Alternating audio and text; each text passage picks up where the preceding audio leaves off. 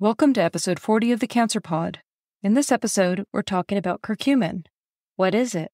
How is it different from turmeric? How is it used in integrative oncology? Is it safe for anyone to take? Stay tuned for answers to these questions and more. I'm Dr. Tina Kaiser, and as Leah likes to say, I'm the sciencey one. And I'm Dr. Leah Sherman, and I'm the Cancer Insider. And we're two naturopathic doctors who practice integrative cancer care. But we're not your doctors. This is for education, entertainment, and informational purposes only. Do not apply any of this information without first speaking to your doctor. The views and opinions expressed on this podcast by the hosts and their guests are solely their own. Welcome to the Cancer Pod.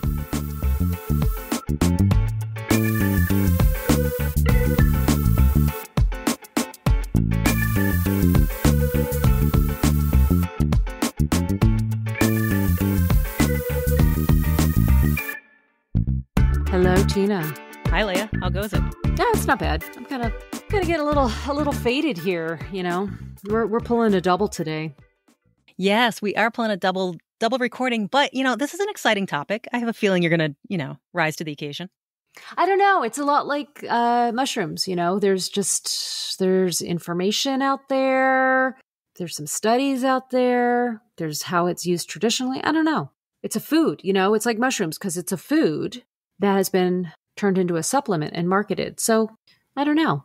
Yeah, there is a ton of information on curcumin, the supplement, but not a ton in humans with outcome data that follows people over 5, 10, years, that kind of thing. We need more and more of that. There's a lot in addition, a lot in rodents. And we are not rodents. Alas, we are not rodents. No. And then I'll probably use curcumin and turmeric interchangeably, and they're not the same thing. You're not going to use them interchangeably because you know the difference. I know, but it's just so much easier for me to say turmeric. Turmeric is the root. Let's tell everybody. It's the spice. Yes, turmeric is the spice. It is the root that is that brilliant orange color. And curcumin is one of the active components that is encapsulated and marketed. Yes. It's not always in a capsule. Sometimes it's a powder, liquid, whatever. But yeah, that's the thing that people market and sell is the curcumin. You can also get turmeric tablets. I've seen those too. So, and I'm going to go through two technicalities, and that is technically it's a rhizome, not a root. Okay. A rhizome is basically a stem that's underground. I'm just saying, I don't want to mislead people. Okay, fine. I know. Well, it's been a long day, and my vocabulary decreases as I become more fatigued. So root is easier than rhizome for me to say, and turmeric is easier than curcumin. Yes. For my sleepy brain. Curcumin is what makes it that brilliant yellow-orange color, and curcumin in the turmeric rhizome makes up about 5% of the actual components in that rhizome, give or take, 4%, 6%, somewhere in there. But generally speaking, it's about 5%, give or take. Usually when people buy curcumin in a capsule or a powder, you'll see it says 95% curcumin. Right. And it's more standardized if you use the spice in your cooking. You're not getting as high of a dose. You're not necessarily getting a standardized dose because it's natural. Right. And you're also getting a lot of other compounds, right? So it's only 5% curcumin, so 95% of it is other things, whether that's fiber or terpenes in there. There's the oil of the root. There's other components that have similar effects in that they're anti-inflammatory, antioxidant. What's fun about the turmeric rhizome, that's very hard for me to say.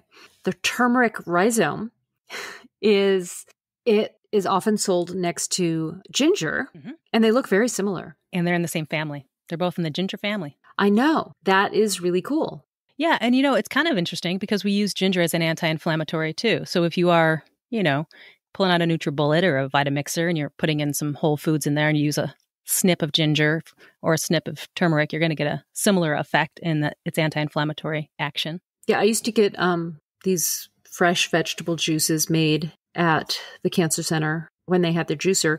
And yeah, I'd have them throw in a little portion of turmeric rhizome. And yeah, it's spicy. It's hot. It's a lot hotter than the powder. Ginger seems like a hotter root to me, though. Like on my palate, I feel like ginger's got more heat to it than turmeric. I think it depends, because I mean sometimes I've had it where it's not that spicy. I wonder if it's like when you grow chili peppers, if you deprive them of water, they actually become hotter. So I'm wondering if it's similar with that whole ginger family. I don't know. Why sometimes it's hotter than others. Someone out there must know the answer to that question. Oh yeah, there's got to be a botanist out there somewhere. Yeah. I have a turmeric rhizome story. All right. It's kind of a don't do this. This is a total do not do this. So I was using a neti pot daily for really bad sinus infections, and I bought a little piece of turmeric and came up with this brilliant idea that I would make a tea from that and use that in my neti pot. Yeah, it was stupid. Well, because I was really trying to decrease inflammation. Yeah. It was the stupidest thing. Do not do that. All right. Well, thank you for trying it and getting that out of the way for anyone who was thinking about it. Yeah, no, totally. It burns. It burns real bad. Took it for the team. Appreciate that. Took one for the team. Yes. So do as I say, not as I do. Especially in this scenario. Yeah. But, turmeric, it is used a lot in Ayurvedic medicine, which is the traditional medicine of India. And it's used in food, and it's also used more medicinally, in teas and stuff like that. So it's just been around forever. Yeah. And I know there was a lot of talk for many years about the fact that there's a lot less colon cancer in India than there is in the United States, for example, or even in Europe, or in Australia, or name it around the world. India apparently has very low rates of colorectal cancer. And I know turmeric was touted as one of the main reasons. But I've had food prepared by enough people who are from India to know that, this is one of 30 spices in any given dish. Oh, absolutely. I mean, yeah, there are so many antioxidant-rich spices that are in Indian cooking that I don't know how you could specifically say, oh, it's the turmeric, because turmeric is never used on its own. No. And it's and a lot of the spices, and this, we should mention this in the kitchen. When you use high-quality spices, it doesn't matter what it is. It could be leaves like basil and parsley. It could be spices like clove, fennel. The higher the quality you use, the better medicinal value you're going to get from it. So often the component in kitchen spices and kitchen herbs is the essential oil that they have.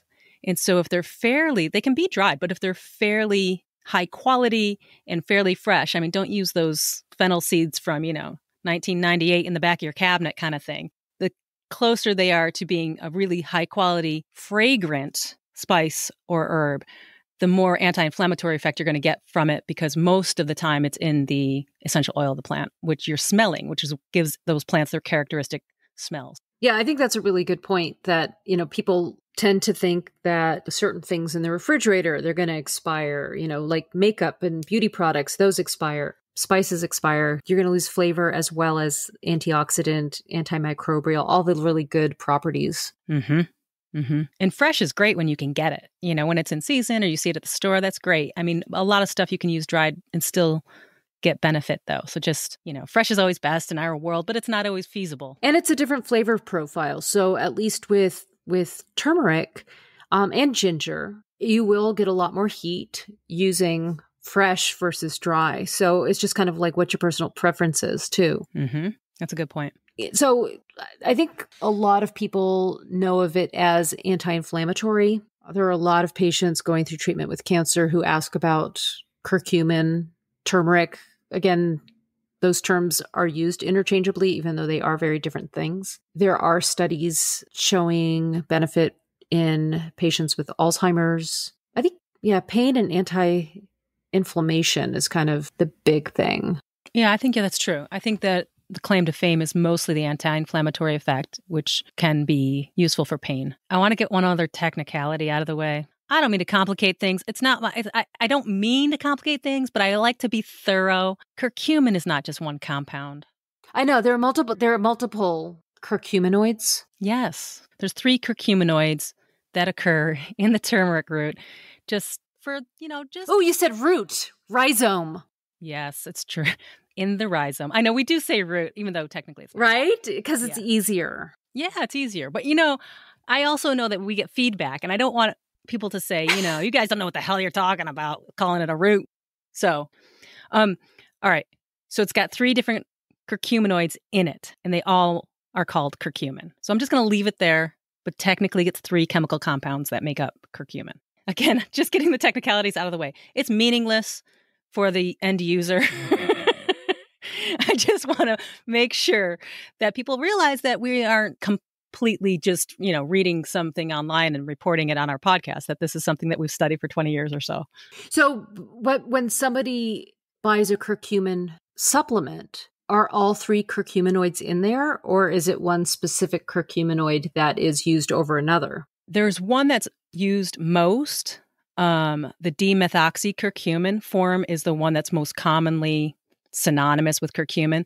Really high quality products will report on the label exactly what they are, how much of each they have in there, and they keep it standardized. But that's rare. I haven't seen that a lot. It's been in a few supplements. I think C3 complex is one of them, but they're interchangeable as far as their physiological effect. Okay. So all that said, just forget everything I said and know that curcumin is all you need to see on the label. Oh my. I do want to say that people will take curcumin supplements as anti-inflammatory. People have taken it, patients that I've seen have taken it to prevent all sorts of things, including cancer. I am not a fan of someone taking it without them also making diet and lifestyle modifications, because otherwise, why aren't you just taking a prescription medication? So you're saying without the foundational measures, like eating well and sleeping well and hydrating and all that kind of stuff, you would never give any kind of supplement with curcumin in lieu of that. You would only do it on top of that. Yes. I'm just thinking, because there probably are times when I have done it. There are certain combination products, I think of like BCQ or something.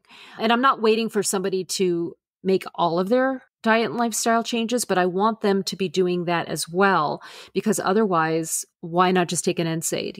You're taking it as that nutraceutical, you're taking it as that green medicine. I want people to explore their diet in terms of modifying it to reduce inflammation if they're going to also be taking a curcumin supplement. Sure. So kind of something you take while you're making changes that might be more long lasting. Yes. So yeah, that's a good point, because I think of systemic inflammation, and one of the known causes of systemic inflammation, and that means just a low level of inflammation throughout the body, an inflammatory state, is being overweight. And so while you get yourself, and it might take many years to get yourself in a state of between your muscle mass and your fat mass that's more healthy composition, while you're doing that and getting there, that would be a time when anti-inflammatories might be taken to dampen the systemic inflammation while you make the longer term change over time. Right. Like if somebody is not able to exercise because of chronic joint pain or whatever's going on that is due to an inflammatory state, then a product with curcumin in it would be helpful. But I also want to know that they are including more plants in their diet and decreasing some of the inflammatory processed foods. And I want to mention, because you mentioned BCQ quickly, and that's our little acronym for a product that has boswellia, sometimes bromelain as well, curcumin, and quercetin together. Right. So I just want to put that out there just so people know what BCQ was. Right. It's a popular anti-inflammatory combination. Right. I keep saying right. I'm telling you, my vocabulary. That's because I am right. I know, but my vocabulary is really becoming limited. So let's keep going.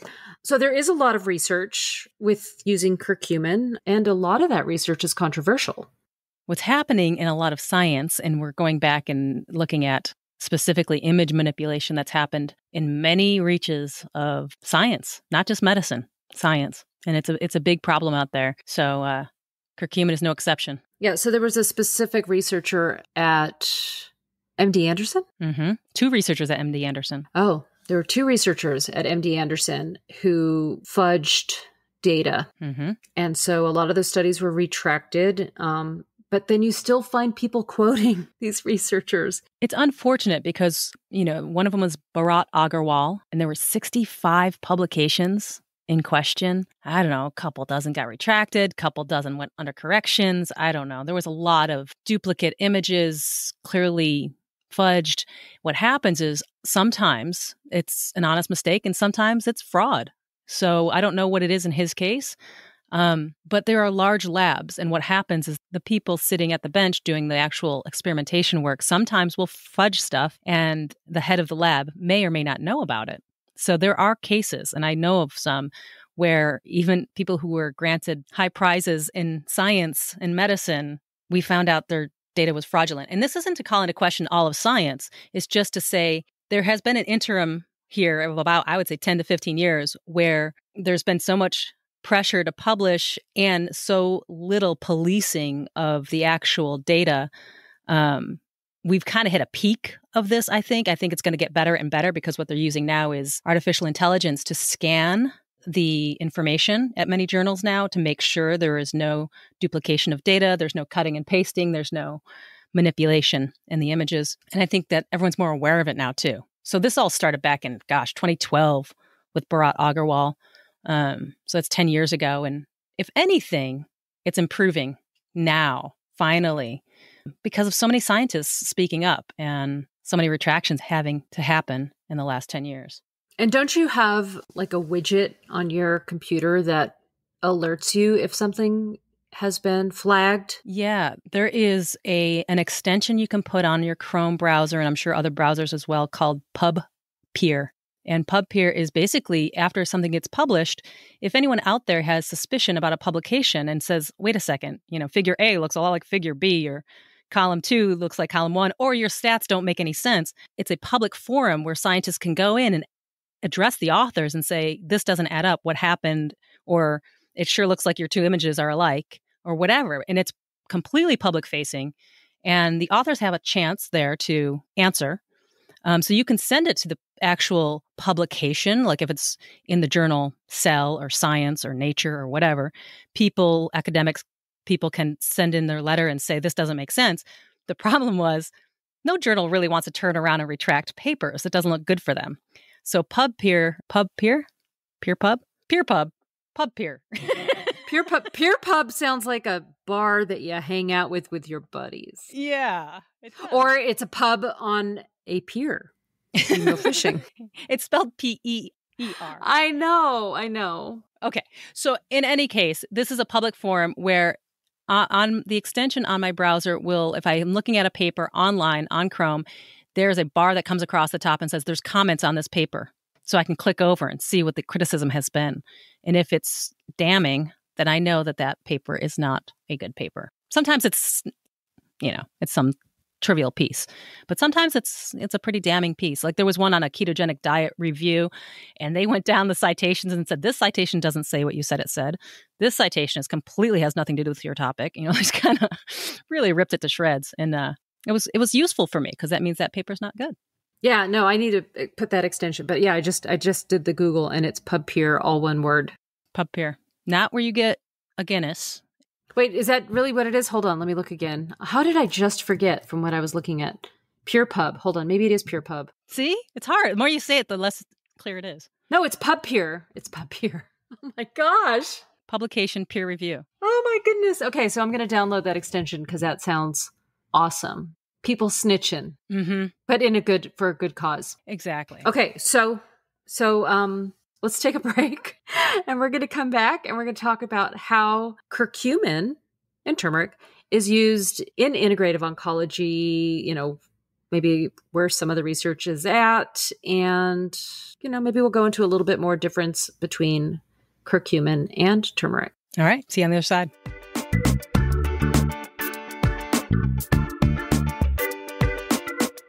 So my favorite way of recommending a turmeric type of a product is by recommending golden milk. Ooh, yummy. And what's interesting is I recommended golden milk years before I ever tried it myself. Oh, this is a traditional use of turmeric in India. Right. It's turmeric tea is kind of what it's more, known as. Golden milk. I don't know if that's really a traditional name for it. I think in my mind, it's like an Instagram name, but maybe it is. But it is using spices. It's turmeric, cinnamon, ginger, some sort of milk. I use alternative milk. You don't have to use dairy, but you can if you tolerate it. And a little bit of black pepper and some honey to sweeten. Now, do you extract those plants in the milk on the stovetop? Or do you make the tea and then add the milk? So I put it all together on the stovetop. So I'll use my oat or almond milk. I like oat better. It's creamy. I think if you heat up almond milk too much, it gets, I don't know, gets a little funky taste to me. So I like either coconut milk or oat milk. And I'll put in the spoonfuls, the measurements. There's a certain proportion that you can use. And then whisk it. Or if you have like a little hand blender, like one of those little tiny foaming wand things, you can use that too. And take it off the heat. I have the honey on the bottom of the mug. Pour in the heated up beverage, stir it, put a little ground pepper on top. I probably should put the ground pepper in with the milk, but I don't. Probably makes more sense now that I'm thinking about it all these years later. But yeah. And some people make like a paste, a golden paste. I think that's a lot of work. Oh, so they can just scoop it out and use it later, you mean? Yeah. And you could buy products like that too. They do sell, often the ethers on the Google search, you can find golden paste. But I just always thought that would be a great way to get turmeric into somebody's diet for someone who may not use it in their cooking. I recently recommended it to someone and they said that it smells like snickerdoodles. So for anyone who is reluctant to trying it, it smells like a snickerdoodle. All right. Well, that is more enticing. Totally. But it is surprisingly delicious. And anti-inflammatory. It's great for somebody at night to kind of calm down, relax with your mug of your turmeric tea, can help with sleep, all those kinds of things. It's kind of a comforting thing to drink at night. Yeah. And, I think extracting it into the milk, assuming the milk has a little bit of fat in it, whether it's almond milk, oat milk, like you said, or regular dairy or whatever people prefer, I think the extraction into the milk is key. I think that's part of what makes it draw out and bring into the solution some of the components that are anti-inflammatory. Kind of like chai tea. Chai tea is similar that way. I could put a recipe. I could put a link in the show notes for golden milk, an easy one. Oh yeah, let's do that. So that's kind of like my way of introducing it to somebody, especially if someone isn't interested in taking supplements. They don't want to take more pills. My experience from having gone through treatment, starting off with like a bazillion pills and then ending up being like, I don't really want to see capsules, pills of any form. Yeah. It's an easy way to incorporate that sort of anti-inflammatory effect. Is it the same as taking curcumin? Probably not. No, probably not. But I do want to add having that fat, a little bit of fat, a little bit of black pepper, that actually helps with the absorption of turmeric, which we probably discussed, I'm sure, at some point in a previous episode. But that is very important. And then there are all those, like, there was a period of time when studies came out and said, oh, you know what, you actually don't need to absorb the turmeric in order for it to be beneficial, that it actually has some effect just on the lining of the digestive tract. So I'll try to find those studies and see what's up. I think that's kind of a fascinating area that is a big blank right now. Is like how plants affect our gut and our microbiome in there and how that ultimately leads to some of the net effects that we expect from the plant, whether it's anti-inflammatory in this case or, anti-anxiety in another plant or whatever, like how we're affecting our bacterial culture in there and how that's creating the medicinal effect. But to what extent and how and exactly what components and which bacteria, I think is all to be determined. Yeah, and especially because I know curcumin has been looked at in depression. That the gut microbiome, gut health is so important when it comes to, people who are dealing with depression. So yeah, that's a whole nother topic, the whole like gut-brain axis and how direct that axis is, the vagus nerve shooting up directly to the brain and having effects very quickly, depending what's going on in your gut. And we'll talk about that in another episode, I suppose. But yeah, like serotonin, and like serotonin and microbiome, all of that stuff. Yeah, and I think it's important for people to realize that inflammation inherently can cause a more depressive state. And it's not just the pain. Yes, pain can change your mood, certainly. But there are certain things going on with interleukins in your brain that affect your neurotransmitters that set you up for a more depressive state. Probably the most dramatic example of this in cancer care that I can think of is back in the day when we used to use interleukins intravenously to treat, say, melanoma or some kidney cancers. And when they are given, a side effect of giving those interleukins, which your body normally can make when you're in a state of inflammation, can cause massive depression. So I like to tell people that because I think that sometimes there's so much going on, and there's certainly a lot of stress and there's a lot of psychology, obviously, to the diagnosis and the treatment and everything that's going on. And some of it is biological. I mean, you're getting a layer of biology thrown in here during treatment, especially.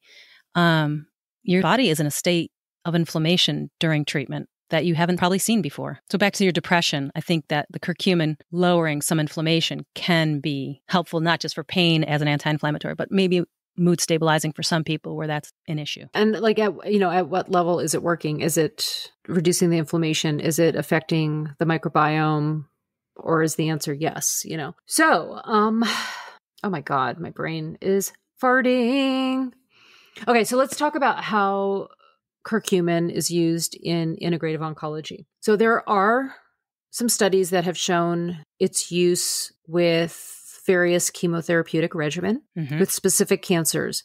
Pancreatic cancer is one, I think, that was one of the first that I heard using curcumin or turmeric. In that, they used it in very high dose. It's like 8 grams, right? Yeah, it was 8 grams of 95% curcumin, which is not easy to get down.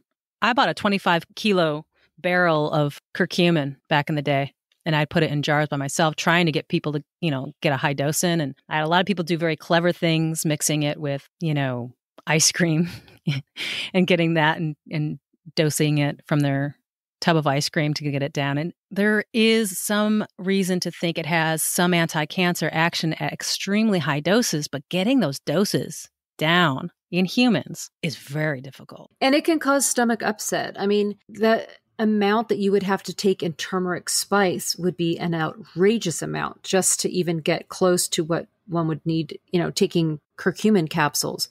But that's a lot of pills. Yeah, 8 grams is a lot. Because they're typically 500 milligram, that would be the max per capsule. Right. So they're up to 500 milligrams. And so, yeah, that's a lot to take. And I've had patients that have, tried to take that, at the risk of, them not eating because they're getting so much in terms of, taking capsules. And yeah, no, it's a high dose. Yeah, which is why I tried to do it with a powder and put it in containers and have people, add it to things and try to get it down that way. It does not readily dissolve. It dissolves better in fatty things than non-fatty things. I actually did a little kitchen chemistry. I did some kitchen chemistry with my curcumin. I had so much orange on our cabinetry in that kitchen when I was done, because that powder is also a pigment. It's a dye. Yeah, it'll stain everything. It stained everything. But what was fascinating is I made it water soluble. I got some sodium hydroxide from a brewing store and basically made a curcumin salt out of it, and I could rehydrate it with just water. I never went any further than that. I just did it in my kitchen for fun, just to see if it was possible. And I'm a little curious why no one brings this to market, to be perfectly honest, because it was not difficult to do.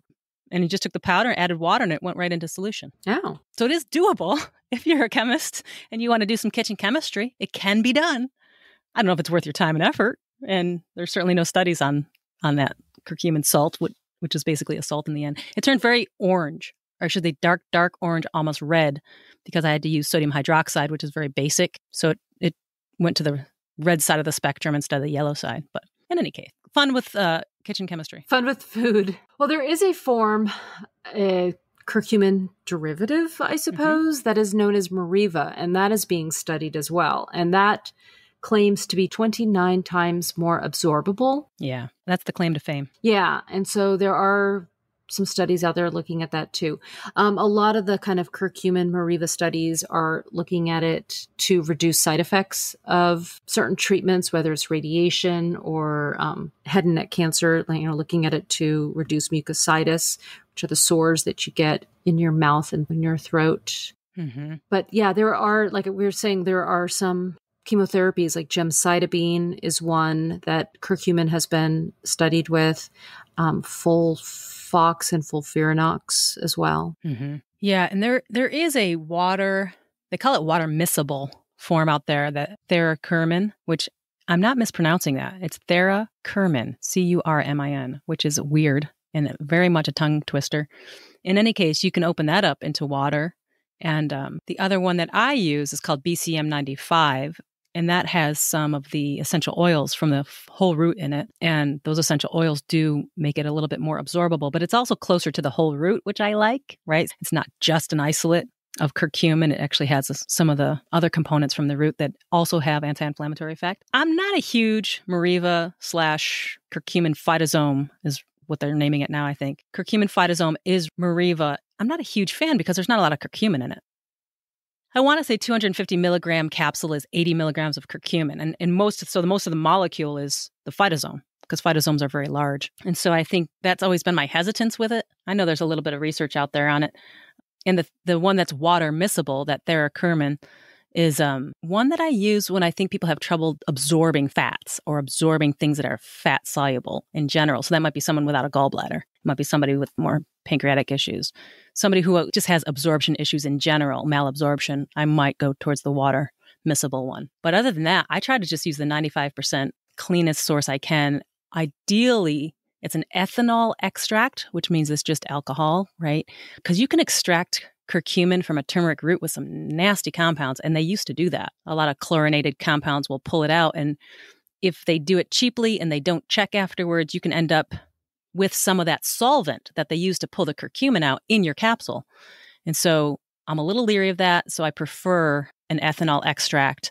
The ethanol is not going to be left in the capsule, and even if it is, it's innocuous. It's not going to be toxic like some of the solvents that they use, or they used to use more regularly. I think that's a really good point, because when we talk about supplements, quality is very, very important. There are a lot of brands that claim to be one thing. I tend to think of like multi-level marketing type brands, and their quality control may not be actually up to par. So knowing how to read a label, looking to see if it lists how something is extracted. If it's not, contact the company. Because there was I don't know if it was a rash of incidents of contaminated. Does memory serves me? Yeah, it was curcumin, right? Yes. Yeah. I know our supplier, because we use Vital Nutrients, is one of the brands that we use. And for months, they couldn't get any in. And they said every batch that came in, and they independently test every batch every time, they kept coming up with high levels of lead. And so they'd send it back. And I say, where does that end up when you send it back? Do they destroy it? And they laughed and they said, no, they just sell it to somebody else who's not looking. And so you get what you pay for it a little bit with quality of supplements. If quality control costs money, let's not forget this. So the company who's selling you it, whether it's Vital Nutrients or some other company, if they're testing it, that costs them money. They have to pass that on to the consumer. So I think a rule of thumb is never buy the cheapest one on the shelf, because it's cheap for a reason. So that curcumin that they sent back for months and months, it made it to the market. Don't get me wrong. It's unfortunate. But I can guarantee you it was a lower end brand that probably was reflected in the price. I would say, but high price doesn't necessarily mean quality either. No, it's true. You're right. I mean, just because it has a high price doesn't guarantee quality either. You're right. Because you could easily just have really poor quality and a higher markup product and a higher markup, and then you have more profit. So yeah. Yes, price doesn't guarantee quality, but I think the cheapest one on the shelf, they can't afford quality. So yeah, it's kind of a catch. Knowing the company and going with some brands that are high quality is probably your best bet. And if you don't know, then call the company, ask them what they're doing for quality control. Right. You can ask them for a certificate of analysis. You can ask them whether they test every batch every time. Very, very few companies do that. They don't have to legally. They're not legally bound in the United States to test every batch. That's our public service announcement for this episode. I'm seemingly remembering that there are some topical applications of turmeric too. I'm going to have to look for those, and I'm going to post those. But why am I thinking, maybe it wasn't turmeric. I know traditionally turmeric can be applied topically. Yeah. I'll have to look into that.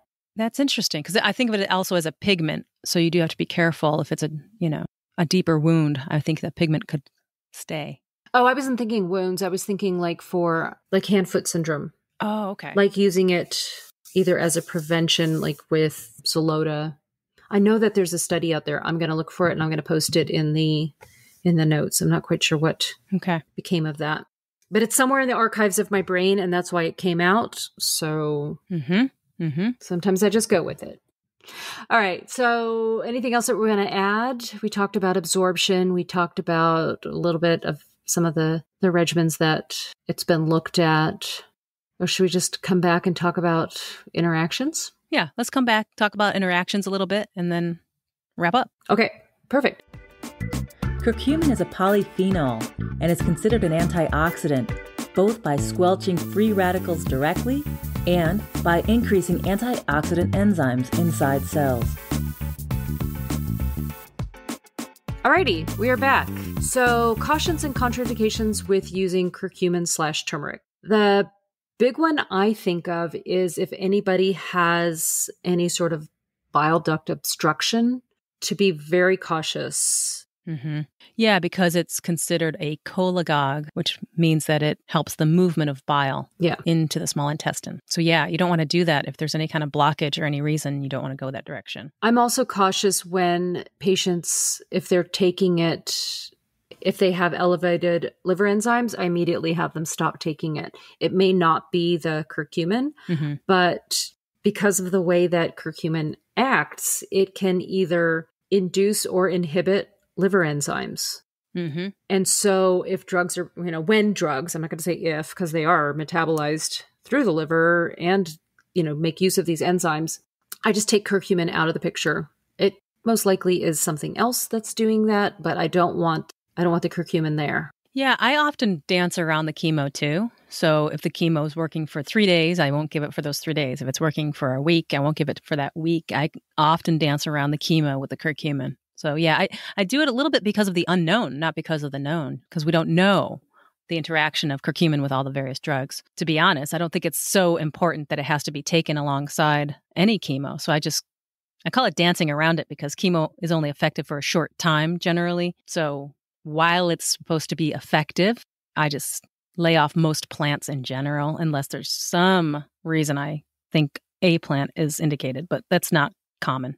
Another caution that, because I looked it up to see if there were specific drugs, and there was a whole list of drugs, which I can figure out where I got the list and I can link to it. But what was really interesting is that in all of the medications and categories of medications that were listed, it was always followed by clinical relevance is not known. And so there are some that I am a lot more cautious with. If somebody is getting adriamycin and Cytoxan, which is a really common combination used in patients with breast cancer, if they want to take curcumin for whatever reason, if they're taking it in a formula where, for their joint pain or whatever, I say, nope, hold it. Yeah, I tend to err on the side of caution unless there's some research where it's shown to be beneficial or synergistic. That's the word I was looking for, synergistic. The one that we both thought was unusual was in case of kidney stones. Was there a study that they referred to? Was that Memorial Sloan Kettering? Yeah, I'm looking to see. Effect of cinnamon and turmeric on urinary oxalate excretion, plasma lipids, and plasma glucose in healthy subjects. So it's in people who have a history of kidney stones. Memorial Sloan Kettering is saying to use caution. The consumption of supplemental doses of turmeric, but not cinnamon, can significantly increase urinary oxalate levels. Okay. Thereby increasing risk of kidney stone formation in susceptible individuals. All right. But it's not one that came to the top of my head. And so when I saw that, I was like, that's so weird, because I actually think of other things as, being more cautious. So we learned something. This is why we do this, because we not only teach, but we learn. Yep. Most of my patients who are prone to kidney stones of calcium oxalate form, I have on some form of citrate. So they might be taking magnesium citrate, they might be taking other minerals in a citrate form, or if they're not needing a supplement at all, I have make sure that they're eating lemons in their diet to get the citric acid, which prevents the precipitation of calcium oxalate in their kidney. Learning more. Look at that.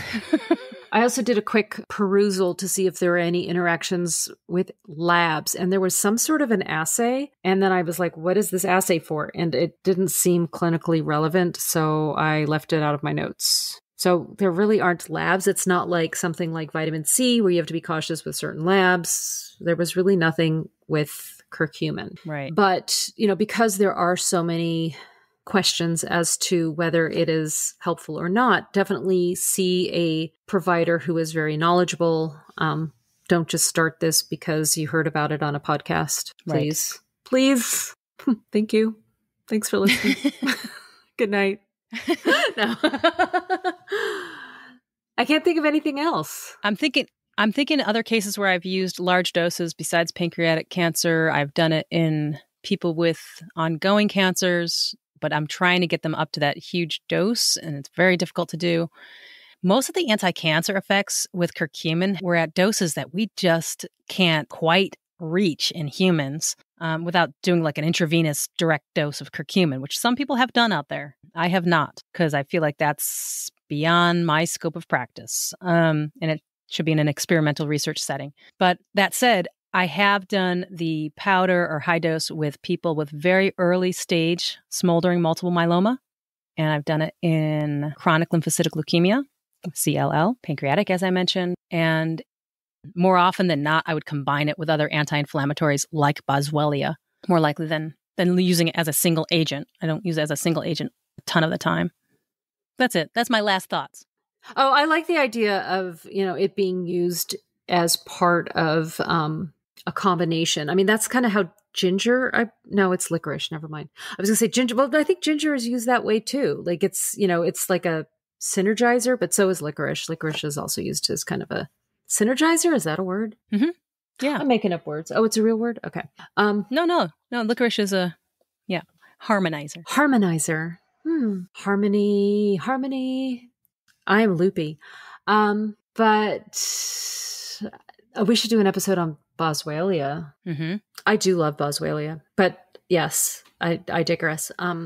Bringing me back around, coming back. We're going to get you out of that closet today. Oh my gosh. Okay. So I think that's it. I think we're good. If people have more questions about curcumin/turmeric, hit us up. Mm-hmm. Send us a letter. thecancerpod@gmail.com. Make sure it's a formal letter on your own letterhead and put Dear Dr. Kaiser and Dear Dr. Sherman. I want to see the address. I want to see the date. Like, do people even know? I always have to Google it whenever I write a formal letter. I have to Google like what side does their address and then my address and then the date. Yes. Nobody does that anymore. I've done that. I have done that. But the hard part is if you don't know who you're writing the letter to, you can't do like what we used to do back in the day. Dear Sir/Madam. No. Like you just don't, it's just not done anymore. Anyways, we are really, punchy. We are punchy. I'll make myself a turmeric latte, a nice cold one, because it's a little warm outside. That's a nice idea. Yeah. So it's like a golden milk, but it's cold. All right. Subscribe. Like us, leave us a review. Share this with people you know. It'll give you something to talk about, right? Like, so you have a friend or a family member, you're like, God, I got to visit them. Maybe I need some fodder for conversation. So you're going to send them this podcast and then you can chat about that. Discuss. Then you discuss. A little coffee talk. You discuss. A little golden milk talk. There you go. And if you try it and you think that it smells and or tastes like snickerdoodles, let me know. I love me a snickerdoodle. Yeah, I have never associated it, but then again, I learned about snickerdoodles when I was like 25 years old. I never heard of the thing. Oh, so I'm not an aficionado of the snickerdoodle smell. I wouldn't know it if I'd smelled it. On that note, I'm Dr. Leah Sherman, and I'm Dr. Tina Kaiser, and this is the Cancer Pod. Until next time. Thanks for listening to the Cancer Pod. Remember to subscribe, review, and rate us wherever you get your podcasts. Follow us on social media for updates. And as always, this is not medical advice. These are our opinions. Talk to your doctor before changing anything related to your treatment plan. The Cancer Pod is hosted by me, Dr. Leah Sherman, and by Dr. Tina Kaiser. Music is by Kevin MacLeod. See you next time.